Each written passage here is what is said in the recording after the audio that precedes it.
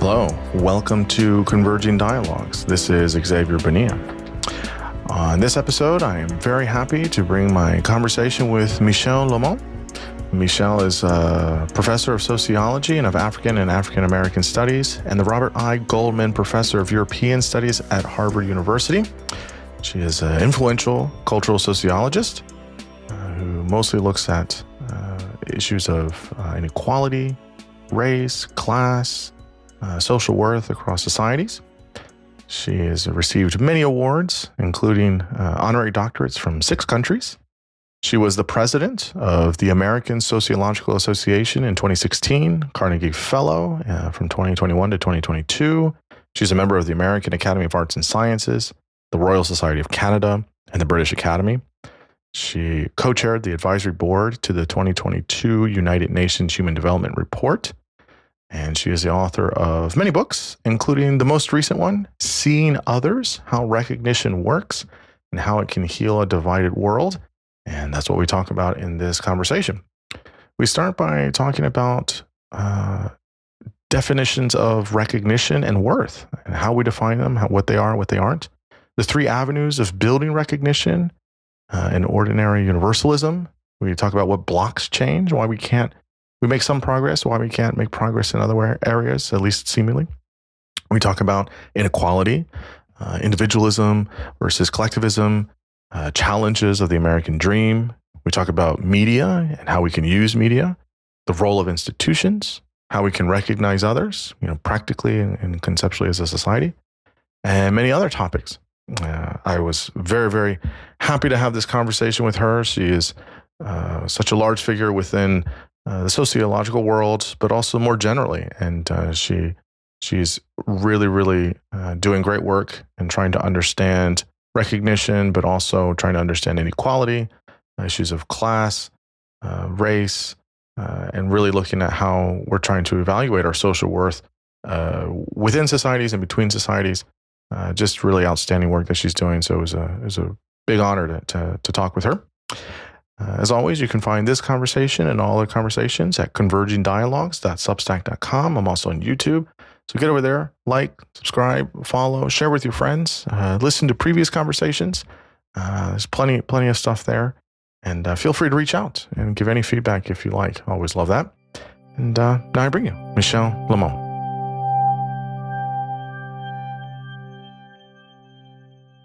I am here with Michèle Lamont. Michèle, thanks so much for coming on the podcast. I'm greatly looking forward to speaking with you. Thank you for inviting me. Absolutely. You have a very wonderful book out. It's called Seeing Others, How Recognition Works and How It Can Heal a Divided World. It's wonderful. This isn't your first book, is it? Or is it your first to a popular audience? This is my fifth book, yeah. But yeah. I've done a lot of other edited volumes and stuff. Wonderful. So before we get into the book and all the things that you talk about in there, why don't you just briefly just tell us, listeners, who you are professionally, academically, and what you're currently up to? Sure. So I'm a professor of sociology and African American studies at Harvard. I've been here for 20 years. I've written books on racial and class boundaries in France and the US. I have a book on racism in the US, Brazil, and Israel. I've studied peer review. So in general, my research is on definitions of worth and how they become shared and institutionalized, that is consolidated so that everyone shares them. Oh, wow. That's wonderful. And I guess for this book, you are talking about recognition, which was really interesting. I like the concept. So maybe tell us just, I guess, kind of the main thrust or thesis of this book about recognition, seeing others, and why that's so essential for building a healthy culture. Sure. So I started thinking about writing the book during the Trump presidency. I have friends here at Harvard who wrote an important book on the destruction of democracy titled How Democracies Fail by Levitsky and Ziblatt, and they're political scientists. And as during the Trump presidency, their book played an important role to give the general public the tools they needed to understand what was happening with democracy. They really were using their expertise as political scientists to make sense of that. Mm-hmm. And I became president of the American Sociological Association shortly after Trump became president. And immediately he did an executive order to ban travel to 7 Muslim countries, and he started attacking trans rights. So I felt like, okay, it would be useful for the general public to have the tools they need to make sense of what's happening, that it's several different groups that are being, stigmatized and victimized like this. So that's why I decided to write this book on recognition. Mm. And it was also a way for me to cope with the fact that I was frankly depressed because, we had thought there was this arc of moral progress. And it seemed to me at the time that we're really going backward. So I read the literature on hope. Where do people find hope? How do people cultivate hope? And it all has to do with narratives, that is, to being exposed to alternative stories that allow you to imagine an alternative future. So that's why I decided to do interviews with people whose professional life involves creating narratives.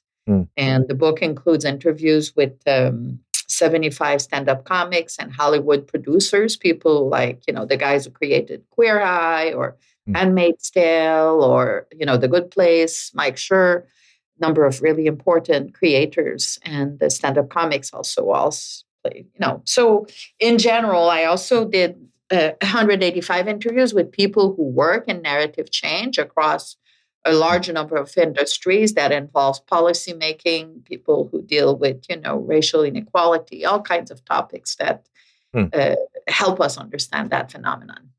Yeah, that sounds like such an experience that you had to being able to fun. talk to all these different people. Yeah, and also it was during the pandemic, so it was the beginning of the pandemic, so everyone had a lot of time on their hands. So I got to talk with a lot of people who would never have been available under other circumstances. So that was cool. Yeah, that's very cool. So in recognizing people, and we'll talk about narrative a bit, but I guess when I was reading it, I was like, is it possible to recognize everybody?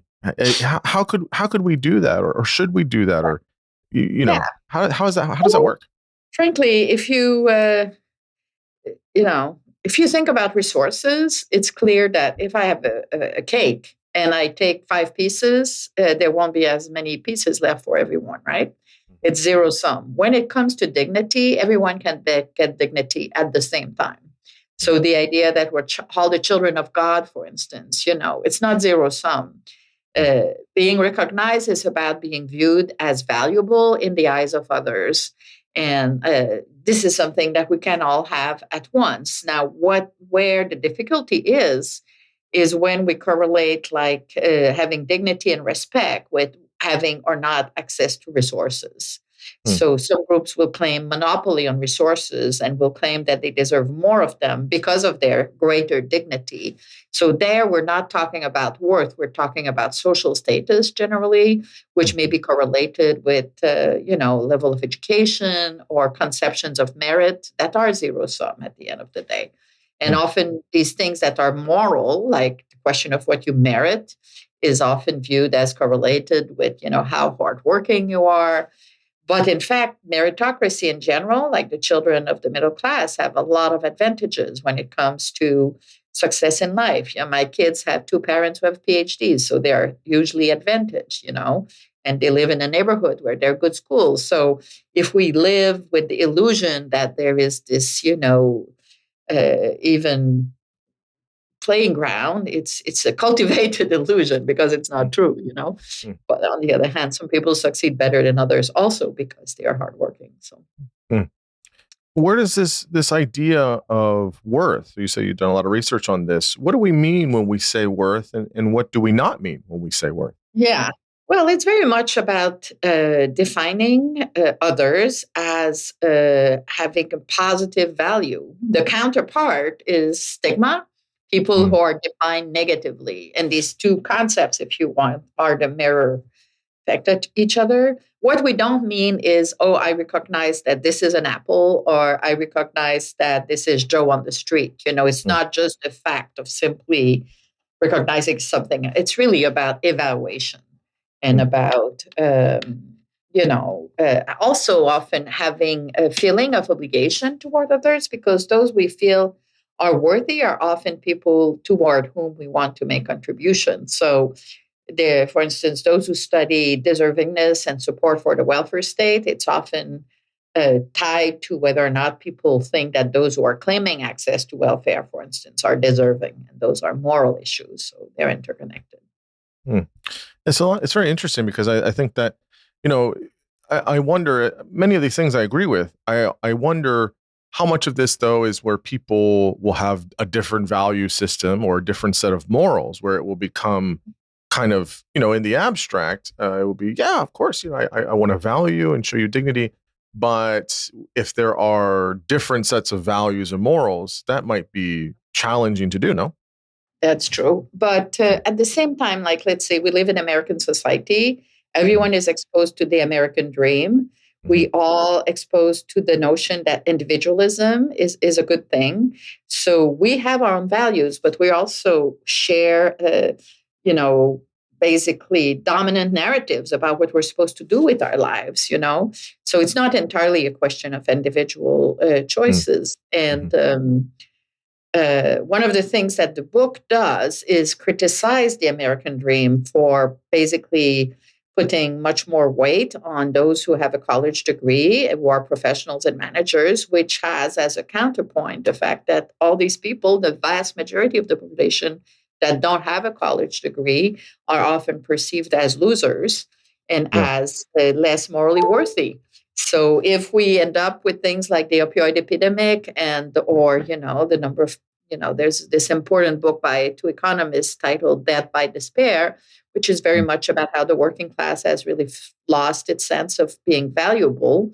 Well, that's the counterpart of us putting so much weight on those degrees and the capacity to consume as a basis for worth. So the book argues in favor of trying to foster in our society a more pluralistic understanding of who's worthy, that it's, really important to say, well, the people who are caregivers are worthy too, and people who are spiritual leaders. So a pluralistic approach to worth is, I think, crucial, very crucial to a more healthy society, what we have now.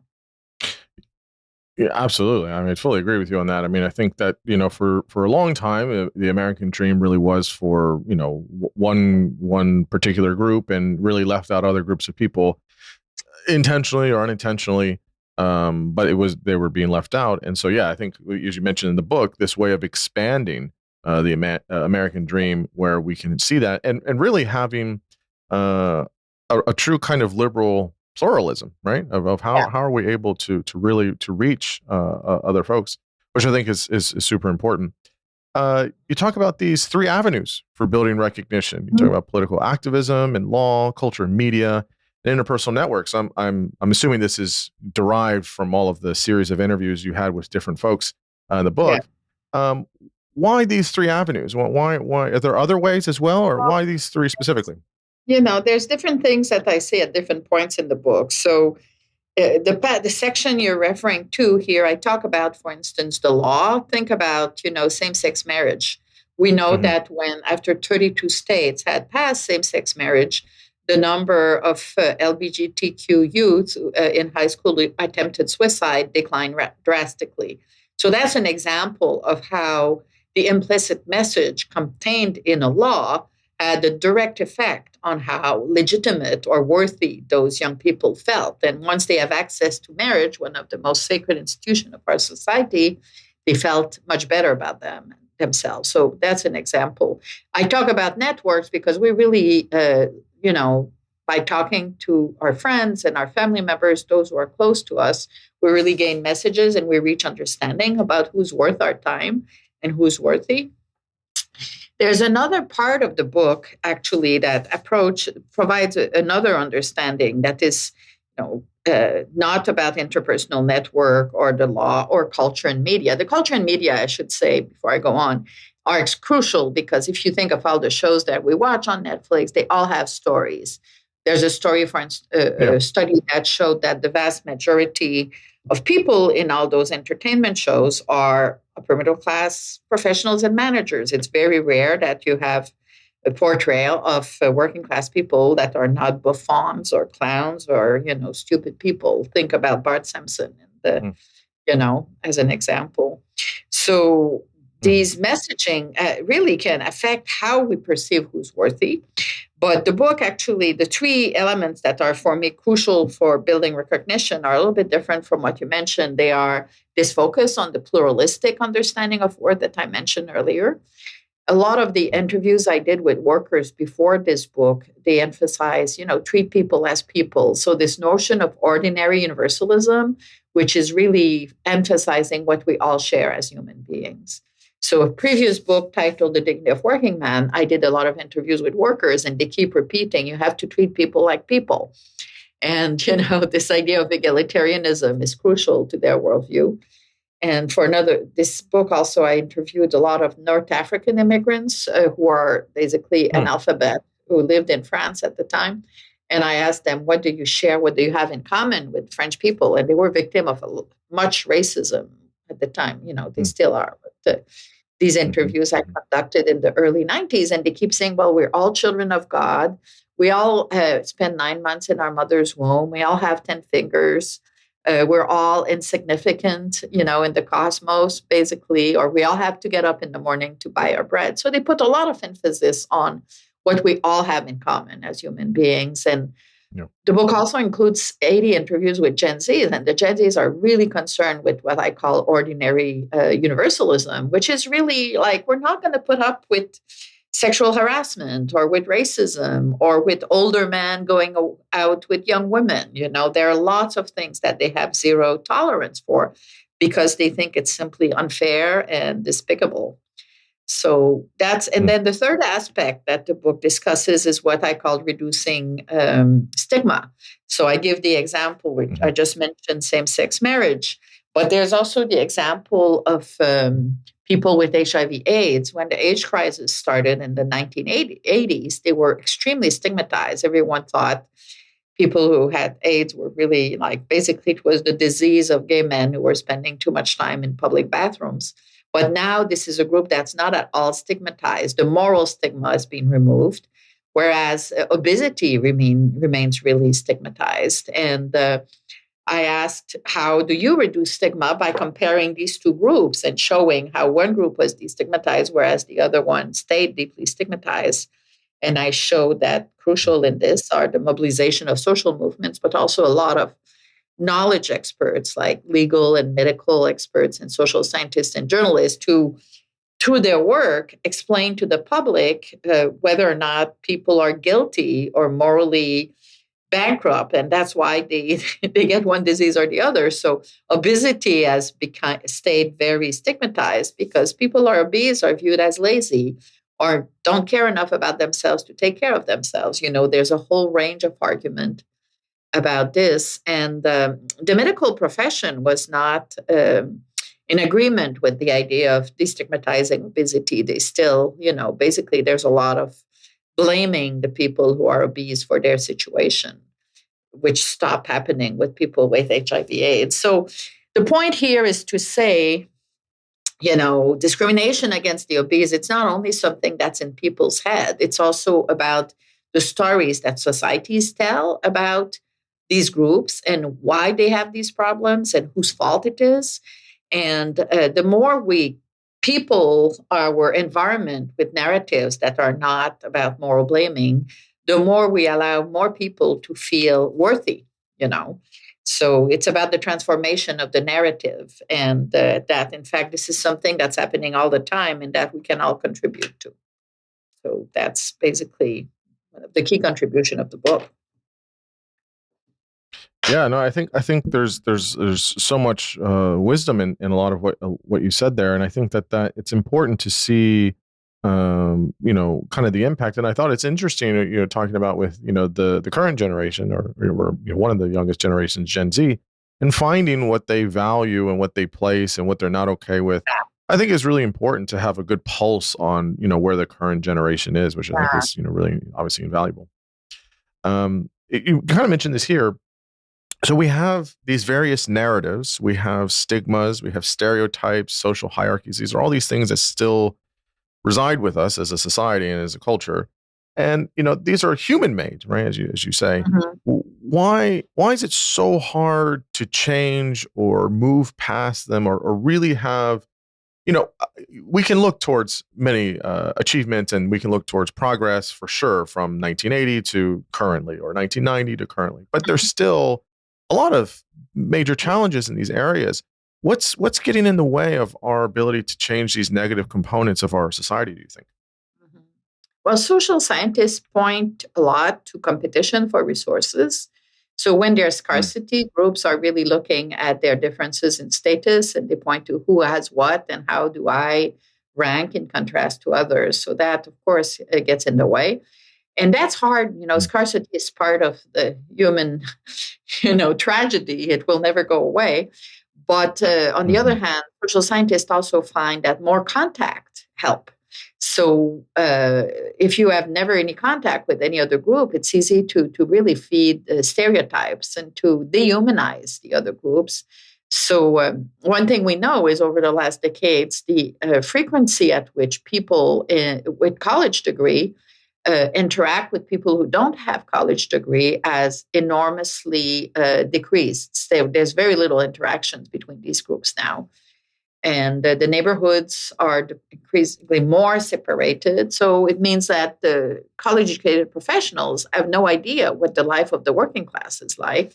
And that really feeds stereotypes. And it also feeds racism because class is correlated with race. There's a greater mhm, mhm. concentration of people of color in the lower classes. So Yeah. that also gets in the way. So that's why the penultimate chapter of the book also encourages people to really think about how they make choices about where they're going to live and where they're going to send their kids to school and who their kids are going to interact with as a way to create a society that is more embracing of Mm, diversity. A mm, lot of upper middle class people, especially after 2008, they became very obsessed with what we call opportunity hoarding, which is to give as mm, many resources as possible for their children. And that can also be very negative for the kids' mental health because they think like all this is being done for them to become hyperachievers. And if they don't achieve, their kids perceive like they're not worthy. They don't think they matter unless they are able to achieve. So there's a lot of problem with mental health that comes with this. And so I mean, it's really about getting people to reflect on the choices that they make in everyday life and what kind of society we create as we make those choices, and what kind of world we want to pass on to our mm. children. Certainly. Yeah, certainly. I mean, I think that's, well, again, this is why I brought up the current generation previously. I think it's really important to really consider that. And, of course, young people have so much, rigor and passion and things like that, and idealism. And some of that probably, in some ways, has to be, tempered with, some reality based things. But I think we need that kind of spirit and that energy from young people. And I'm always greatly impressed with the current generation of how kind of locked in and clued in they are to really important issues, and they're trying to decide the world they want to live in. So a lot of the Exactly. times I feel like us older folks are kind of just like the anchor here, just still keeping things stuck a little bit. So Absolutely. um, And also just real they quick think. before we go on to some of the back to recognition, I want to ask about this idea you've talked about in different places here now, but there's this idea of like, so obviously there's all different types of inequality, wealth inequality, income inequality, racial inequality, et cetera, on and on, inequalities in throughout the United States and throughout the world, really. Um, and you kind of you beat up a little bit individualism, right? A little bit. Mhm. So is it a false dichotomy though, right? Because like pure collectivism also has its cons as well. It's not that we should all just be big collectivists of sorts. Individualism has its obviously cons and some of its pros as well. Is that do we need kind of both, right? Some spirit of individualism to develop things, but then also not forsaking many people and how we live in a big society, and we need to be considerate of other people and groups different than us or similar. How do we understand or square these things with individualism and collectivism with all the inequalities we're facing? Well, the good thing about individualism is it encourages agentic behavior that is like entrepreneurialism and the idea that you take your life in your hands. But that exists in a lot of societies that are not as individualistic as we are. People can be agentic in favor of their community as well. So, I'm French Canadian. I grew up in a society that is way more collectivist than American society. And, in some ways, maybe I'm more attuned to what comes with the positive things that come with the more community-oriented society. The mental health crisis in this country right now is no jokes, and it's Oh, I'm very much sure. fed by the feeling of competitiveness that people are constantly facing. With Mm. individualism comes unrelenting competitiveness, and there's a survey done every year at UCLA with the freshmen, and it shows the number of freshmen or first year undergrads who feel overwhelmed and anxious has grown exponentially for several decades. So the level of happiness that comes with this individualism seems to be diminishing rapidly. I think it worked great after World War II when the economy was in expansion and you had a lot of immigrants coming here to live the American dream and to experience, the capacity to consume and to be upwardly mobile when they came from societies where everyone was stuck. But there's been increasing inequality since 1980. And many people are not experiencing this anymore. The American dream does not deliver the way it did 60, 70 years ago. So that's a reality. Therefore, the importance of inventing new collective myth that will keep us going. And the idea of inclusion, I argue in the book, is very much replacing this focus on the American dream, because that's exactly what the Gen Zs are embracing. They want a society that is more inclusive. And they also blame us, the boomers and the Gen X, for really screwing up with the environment. And they're right. So they look at the life choices that we made with our cars and our big lawns and, in the many ways in which that has contributed to destroying the environment. And they want to make different choices. And they also want to live very authentically. And they want to bring their best self to their daily life, as opposed to thinking, okay, if I work hard in 40 years, I'll have paid my mortgage.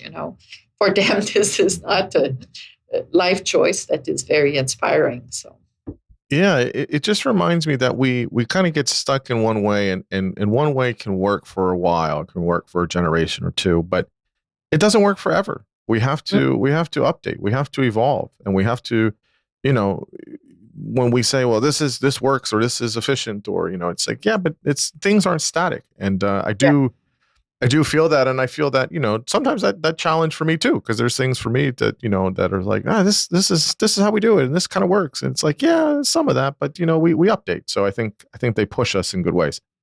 So back to recognition, you talk about how it's kind of conferred in different ways. You talk about representation, the right to vote, access to public resources, et cetera. How do groups get this kind of cultural membership, right? How do we go about, fostering that and kind of really spurring that on? Well, groups that have been stigmatized historically, like you think of African Americans, what is the story of the 60s with the civil rights movement and the Black and Beautiful movement? It's really about transforming the collective identity. Collective identity is made of what the group thinks of itself, which is like self-identification, and what outsiders think your group is, which is called, group, I'm blocking suddenly, categorization, what the other people think you are. And when you experience racism or discrimination, you try to readjust those things so that they match. So a lot of what happened in the Black Power movement, or in through the civil rights movement, was African Americans challenging racism to say, you think we're X, Y, Z, but this is not who we are. Who we are is this. These brave people, Black is beautiful, celebrating their culture. And this adjustment happens, in all groups. Like when I was growing up, the same thing happened in Quebec with transforming the definition of who French Canadians were. So it's a collective process. And a lot of what you read today in research, for instance, in psychology, is about, really what happens inside the brains, like the implicit association test that many organizations are using to make their employees realize that they maybe are racist, and when they're hiring, they have stereotypes toward members of various groups. Well, that's more at the psychological level. Well, in fact, a lot of the changes I'm talking about are really at the level of, shared representation of what groups are about, which are transformed or transformable. Yeah, well, I think that's, how to go about, trying to make these kind of groups in this kind of transformative way is obviously the challenge, which is, I think it's super interesting when you talk about in one of the chapters about, how we need certain change agents in organizations. And this goes to kind of what you're saying in the beginning about why media is super important, why we have to have healthy and accurate narratives that are telling all stories, right? All different stories. We have a lot of stories that are, we've heard a bunch of times over and over and over, which is fine. There's nothing wrong with that necessarily. But how are we telling more stories about more people in different ways? And this is, I think, really, really important. So, yeah, could you talk about the role of healthy, accurate, updated narratives and the role of media? Sure. So these 75 interviews we have with stand-up comics and Hollywood creatives, we interviewed them about what drives them in their work, and many of them talked about their desire to challenge stereotypes. So they do it, for instance, through humor. Well, the comedians, their job is not to lecture the audience, right? It's to make them laugh. So they talk about various strategies that they develop to, in some ways, promote diversity at the same time as they do their job of making people laugh. So we come up with these various strategies that they describe. So one of them is what we call the Trojan horse, which is the idea that you tell your joke, but at the same time, implicit is, let's say, making fun of the racist or making fun of the wealthy who are selfish and don't take care of other people. So it's really, they're very reflexive about the various strategies or just make group visible. Like, if you are trans and you live, let's say, in a red state where your reality is never acknowledged, it is extremely harmful. Epidemiologists talk about what they call allostatic load, which is the impact of seeing negative depiction of who you are every day, which really, they say, the wear and tear of everyday life that gets under the skin and really affects health outcomes, both mental health and physical health. So this needs to be challenged, through the projection of alternative narratives about who you are. So all these people who were interviewed for the book are very much in the business of redefining reality so that the lenses through which we perceive people humanizes them and are less stereotypical and are more three-dimensional. So I'll give you a concrete example. Sure. The Ford Foundation, which is one of the largest foundations in the U.S., the president decided when he was appointed 10 years ago that he was really going to focus on fighting inequality. But instead of just fighting inequality by redistributing resources, he said, we're going to change narratives. So he calls it changing hearts and minds. So they put a lot of money in the creation of new narratives. So one of the organizations they support, well, actually, it's one of their internal thing or off agencies called Just Film. And Just Film contributed to the creation of the film Roma, which won an Oscar a few years ago. And it's the story of maids who work for a middle-class family in Mexico City. And those maids, often maids are not the center of the story. They're just in the background. But these maids, they are indigenous women. You follow them as one of them needs to have an abortion. So it really, the story humanizes them and, depicts them in a three-dimensional way. And it really allows the public to relate and to understand them as human beings. So, and then that film then was also supported by an organization, which is also supported by the Ford Foundation, called the National Alliance for Domestic Workers, which is basically the union for domestic workers who are typically underpaid and certainly not unionized. So, and that lived under terrible conditions because a lot of them are undocumented. And, with a very explicit goal to transform our representation of what the life of maids are like. And the book, then it was diffused on Netflix, and it was really scaled up. I mean, many people saw that film. So it's not only producing the narratives, it's also making sure that the narratives get to be extremely widely diffused. And that's done in part through collaborations with philanthropies such as the Ford Foundation, but also mediums such as Netflix. I interviewed the global VP for Netflix, Channing Dunway, who was in that position in 21, and she pushed for the creation of Black Panthers. A lot of film that were really challenging the representations of Black people. So there's an element of cultural engineering in the creation of those new narratives that plays an extremely important role in our society. And many people are not aware that this is happening and how important it is. Another example would be Nicole Hannah-Jones, who I interviewed, who's behind the 1619 Project, which kind of redefined the history of America by centering on slavery, to say, yes, it's a country that became extremely rich, but it became extremely rich in part by not paying our Black people who were slaves. And it's not just the history of the inherent genius of American society, And that led to what we see today with DeSantis and the cancellation of critical race theory in Florida. So it had a huge impact in redefining the debates that we have in American society on the history of our country and what we owe Black people, etc. So it's very significant, I think. Yeah, on the Roma piece is very interesting. It's a beautiful film. I absolutely loved it, and it reminds me also. I had on the podcast Blair Kelly. She wrote the book Black Folk, which is the roots of the Black working class. And in her book, and in the conversation I had with her, she talks about, Black maids, in the Jim Crow South, and how they go unrecognized, and many of the things that had happened, and really just telling the historical narrative that is, super important, for a much larger audience and for the Black community as well.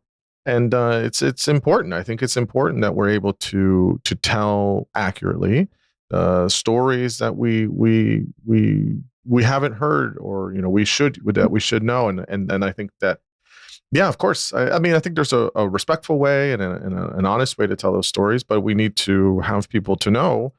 If you have a big place, a big country, and it's very diverse, well, there's going to be a lot of different stories out there. And so giving space and time to hear all of them is absolutely important. There's also some narratives that are plain wrong, that are forgetting large parts of the story. So I think the case of 1619 was bringing a very essential corrective to the traditional story of American exceptionalism, which was totally ignoring the fact that a large proportion of the population was absolutely exploited, So it's not only a question of pluralism, it's a question of correcting lies. Yeah, well, certainly. I mean, I think that, like I said earlier, we get used to certain stories a certain way. And then when we have, kind of an updated or a correction, there is a lot of resistance. I had another historian on here, and she wrote this book called The Three-Cornered War. And it talks basically about, North and South, but it talks about in the West during the Civil War, the involvement of Native Americans. And we don't hear that story a lot. And it was quite wild how much pushback that book got. I mean, it was well revered in many circles. I think it was nominated for the Pulitzer, but it was also got a lot of backlash as well. And it's like, well, why are you telling this story? And it's like, well, it happened, or we should correct some of the stories that we've been told. So, it's interesting how these things, kind of push people in all these ways. But in terms of with groups, one of the things I guess that is interesting for me is, how do we on all sides of it, how do we ward off against groupthink, right? How are we able to say we don't want to just kind of get siloed and we just kind of do a bunch of nodding and say, yes, my group thinks this, so that's what I think. How do we not do that much, where we're just kind of acquiescing to whatever the group says, and that we're still able to have, good discussions and things like that within groups, between groups, but how do we ward off against groupthink, I guess, in many ways? Well, in the book, I talk a lot about fighting spatial segregation, the question of who we are in touch with as we live our everyday life is absolutely crucial, which is why, we have to give thought to what neighborhood we're going to live in and, what club also we join. Are we going to be in all white churches, or are we going to seek environments that are a little bit more diverse? And societies engineer their diversity very differently. In Canada, when immigrants come, they get free language courses. And there's a lot that is put in place to help them integrate, with the result that many more of them run for office and are also voting. They're cognitively much more engaged in the society they live in. So putting in place these kinds of structures that facilitate communication and integration is absolutely crucial. Leaving it to market forces and often just lead people to isolate themselves within their own groups. And that is not very good for the creation of a society that has more coherence and cohesion. So one of the last two questions I have here is, we've talked a lot about different people and different groups and different communities, and all of that is tremendously important and necessary, right? These things aren't going to kind of just move on their own. But what is the role you feel of institutions, whether the ones we have now or new ones we can create, but what is the role of institutions with groups and individuals in helping to kind of recognize and create important changes for our culture? Mm-hmm. Well, one obvious change that we've seen over the last decade is, how large corporations have put in place diversity inclusion programs, DEI programs. And these programs have often put a lot of emphasis on diversifying the workforce, hiring more people of color, hiring more women. But these programs are often quite limited because a lot of the people who are in charge of them are people of color themselves.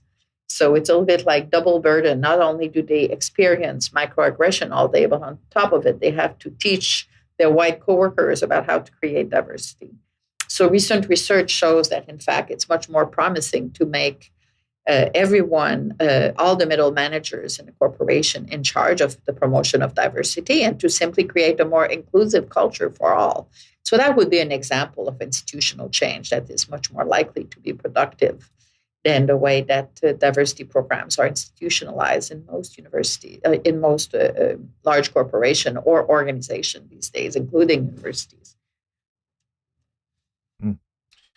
So I guess the last question here is, how do we, how do we have recognition? How are we able to see other people? And you kind of end at the end of the book, you talk about, ordinary universalism and why that's important for society. So could you just talk to us about that and how we can truly recognize other people around us?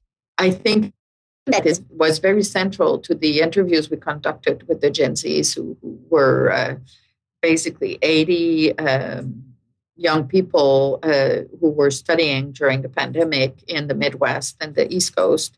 And they really want to celebrate this ordinary universalism and how they live their everyday life. And they want to really make abstraction of what, your sexuality or your ethno-racial identity. They think of these things as kind of inherent to who the person wants to be, and they celebrate authenticity. So I don't know.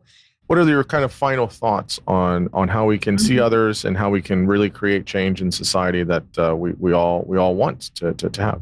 Yeah. Well, the book is really, in some ways, an opportunity to get people to think, or really to try to understand better where other people come from. It's not about, what are the 5 things that managers should do to create a better workplace. It's really a reflection about how to generate environments where people are much more thoughtful and willing to step in other people's shoes to understand their lived reality. And to really also be critical of, those of us who have college degrees, we maintain these really strong boundaries that are for a large proportion of the population, and the need to reconsider how we do this, because I don't think it's sustainable. I have huge American cities like LA, Philadelphia, New York, with enormous population of homeless all over. So, you have this world of hyperabundance, which lives just next to absolute, human misery.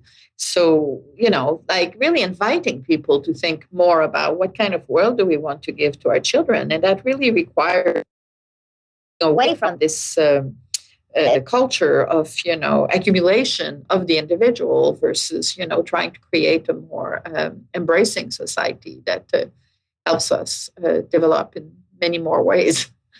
So that would be, I think, the ultimate goal of the book.